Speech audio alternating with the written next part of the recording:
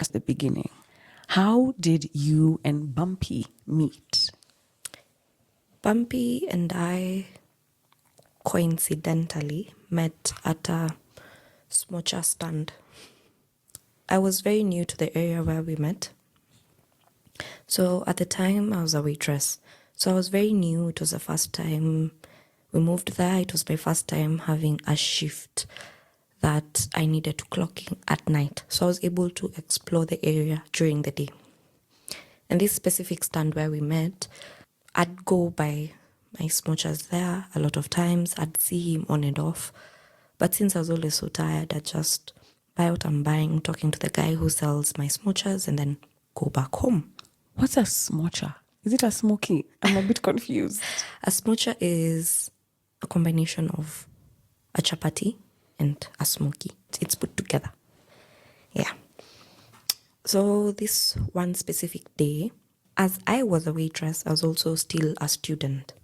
So this one time I needed to write assignment for school. My laptop crashed. So the only person I knew in the area at that time was the smocher selling guy. So I go to him and I'm like, I need a laptop. I need to write reports and I'll bring your laptop back in 3 hours max. He's like, cool, but my laptop is very old. Word does not work and all that. So I was like, okay, that can't help. So Bumpy was there when I was asking for a laptop. So when my smocher guy said he doesn't have, I was just like, let me figure it out. So I started walking away. Bumpy followed me, tapped my shoulder. He's like, I've seen you around. I can help you with the laptop. I was like, perfect. I promise I'll get it back in 3 hours, tops. He's like, sure. He walks me to my gate. He's like, let me walk you to your gate, see where you stay, and then I can go home, grab my laptop, and then bring it back.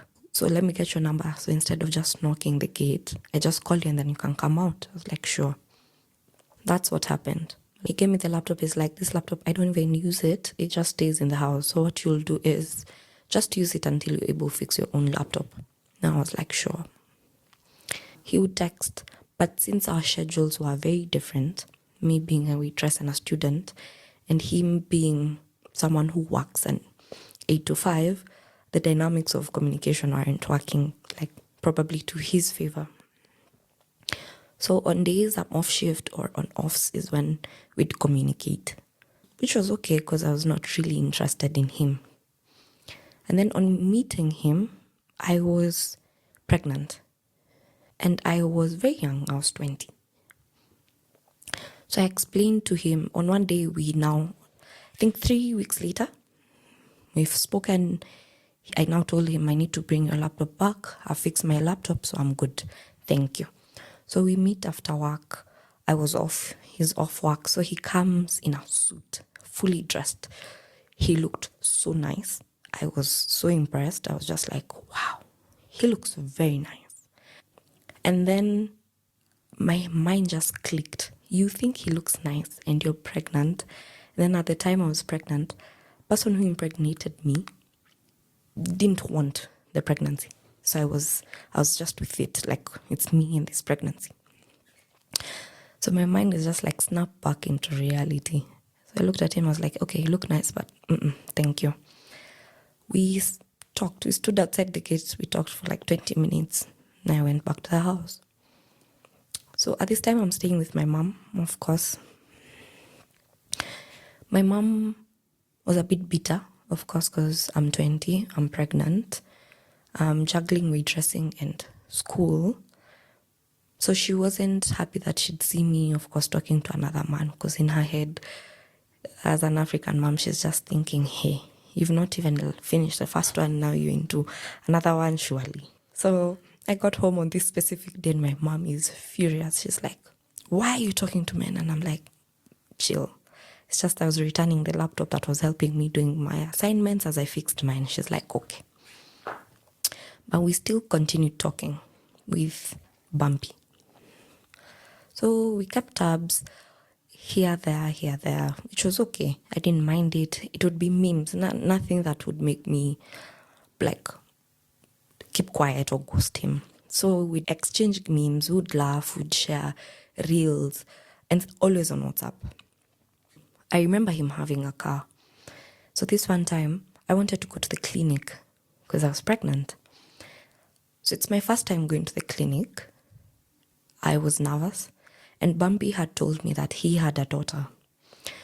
So before telling him I was pregnant, he had already told me I have a daughter. She's the apple of my eye. She's the reason I live, breathe, and all that. And I was like, that's nice. So on this day, I wanted to go to the clinic. Bumpy was the first person I thought to call because he had a child. So I was just like, he's gone through this, so it would be easy for him to understand me, which he did. He didn't even ask a question. He immediately just asked, what time do you want to go? Where do you want to go? And I was explaining, I just want to go for a checkup, and that's it. This day was specifically my off day, but I had classes. So I went for my classes, and then we met. He picked me up in his car comfortably, and we went to the hospital. I paid for my checkup and everything, and he was okay with it.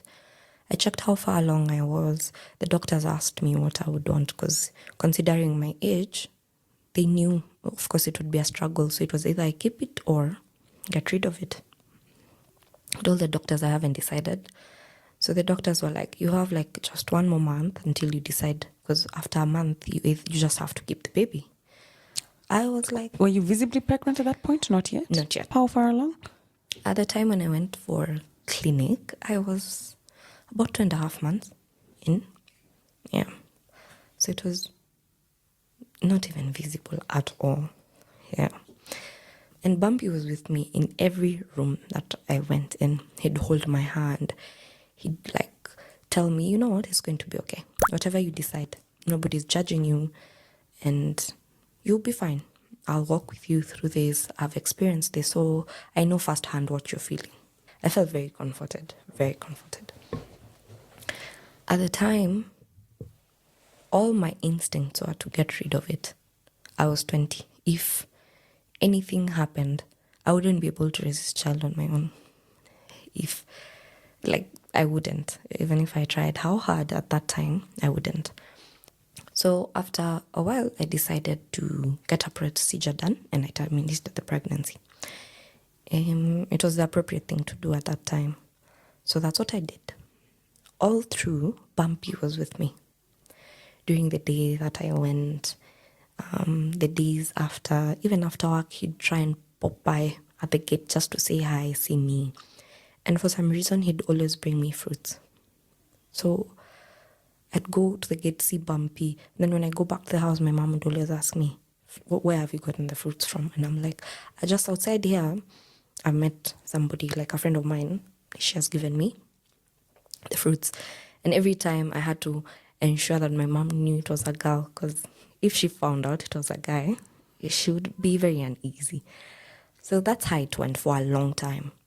And after the whole termination, we got very, very close because he'd talk to me about work, my waitressing job. He'd talk to me about school. He'd help me with assignments.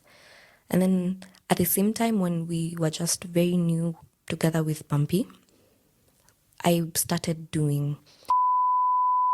So at that point, I was being trained. It was going good. But now it was a load added on to the waitressing I have and school. So Bumpy would come in very handy when I've done training and I was told to write reports. He'd handle it. Like I'd just dictate what he'd write and he'd type it and I'd be done, which for me was amazing. So my mom found out that me and Bumpy are close. My mom was against it. She's like, no, you've just gone through one thing. Get time. Just be in your 20s. Learn about what you are in your 20s, what you want to be.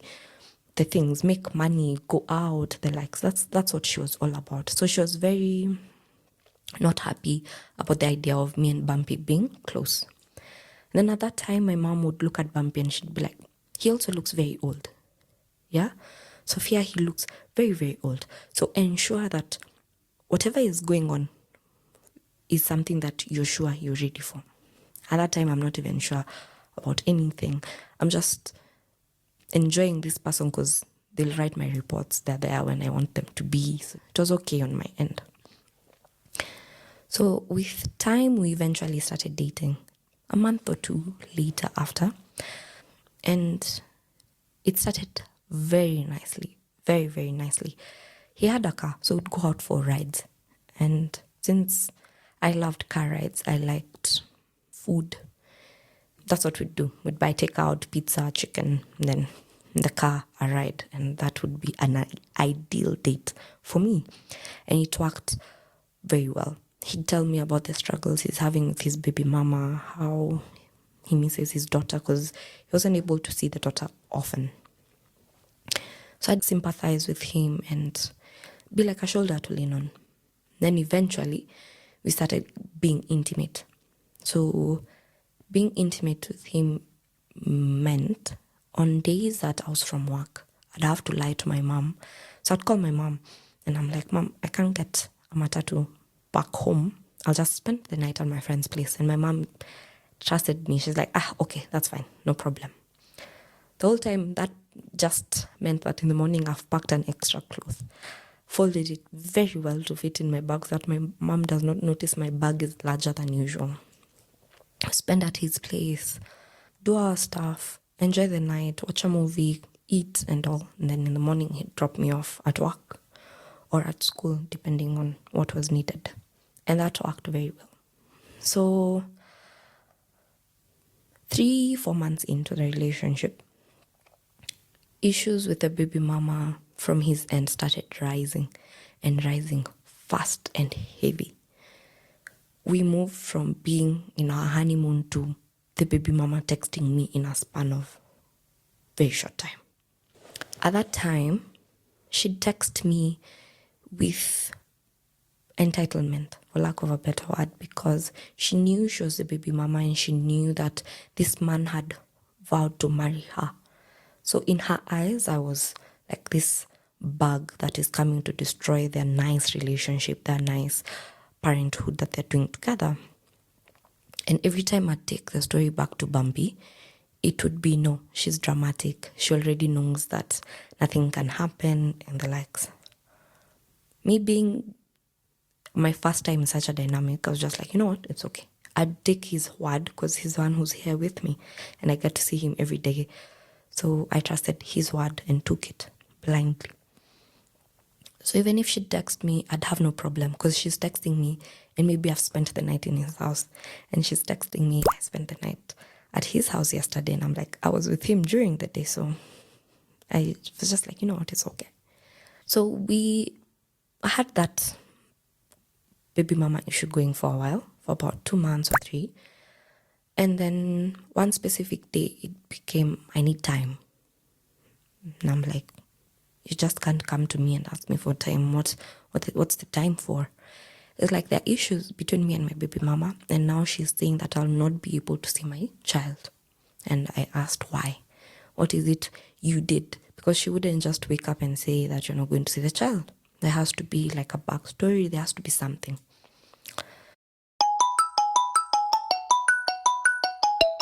She's like, no, it's because of you. I'm like, okay, what about me has made your baby mama not allow you to see your child? He goes like, you spend the nights over, you leave your clothes, I don't hide your clothes when they come off, drop the baby. And I'm like, who's we? Who's dropping the child?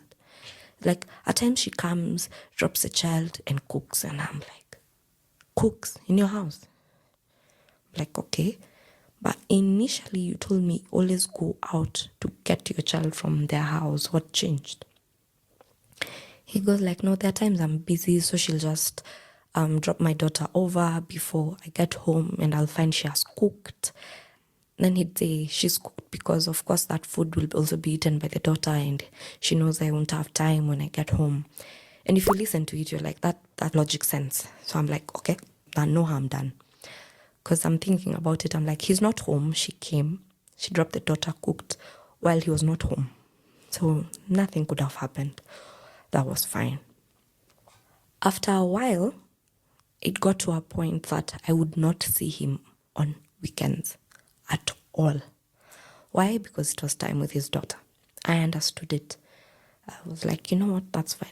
So what got my attention and became a fight was the fact that as much as I could not see him, it means I could not see him, text him or call him. Why? Because he was spending time with the daughter. And I'm like, so while you're doing this, you're not with your phone, or what's going on? Why can't you be texted or called? What's the reason?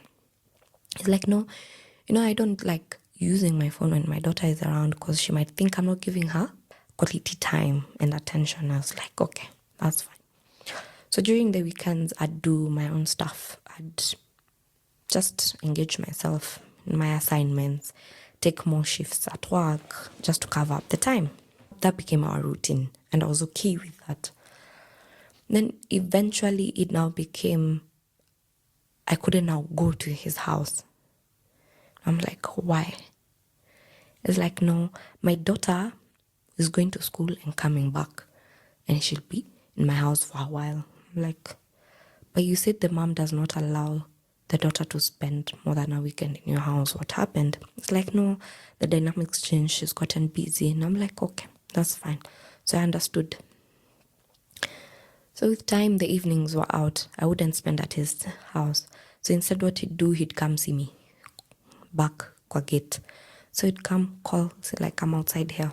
So I'd sit somewhere on a stone, chat for hours and hours, and then he'd go back home. And I'd always ask, okay, since your daughter is home, who helps her with homework, who gets her ready, like unwinds her from the day and all? Or is she able to do that? She's like, yeah, she's old enough, she can do that. Then when I come, I'll just cook something light and then call it a night. I was like, that works. Then eventually it moved to, he wouldn't be answering my calls as he used to. So in a day, I'd call like 3-4 times. No answer. I'd call. When I'm free, no answer. And then at Gioni, after work, it's like, oh, I've been swamped with meetings. I've been moving around with my boss and the like. So I didn't have time on my phone. And I'm like, oh. So you didn't have like 2 minutes out of your day just to text me and tell me that it's a busy day? Because that's what you've been doing. So why the change from the foundation we created on communication? It was like, no, I'm sorry, it won't happen again. Yeah, that was a lie. It did, in fact, happen and became a routine. To the point where now, if I called way too many times, he'd block me. So he'd be like, you're really distracting me from work. You're calling way too many times.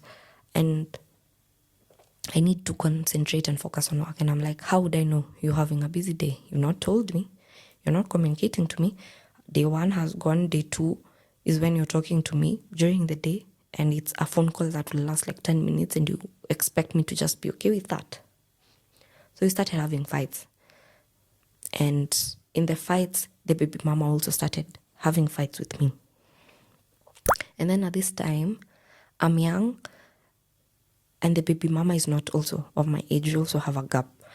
So I'm like, hata nikiongea vibaya, nothing will happen. You see. So how old was he? Because you said you were around 20? I was around 20. He was around 31. So I wasn't bothered. I'd talk back with the baby mama especially because she also would come talking very bad and I'll be like, you know what? Let's play this game. So she talks, I talks. She talks, I talks. That's how it went. So I'm fighting with the baby mama. I'm also fighting with Bumpy. And in my head, I'm just like, you know what? This guy seemed like a very nice guy, someone who understood me, helped out with work. He made my load of life easy. But it's not working out because I can't continuously be begging just to be communicated to and the likes. So with time, I had Bumpy and I still were entertaining other people. But my mind was solely focused and I was always crossing my fingers just for Bumpy to realize that this is what he wanted.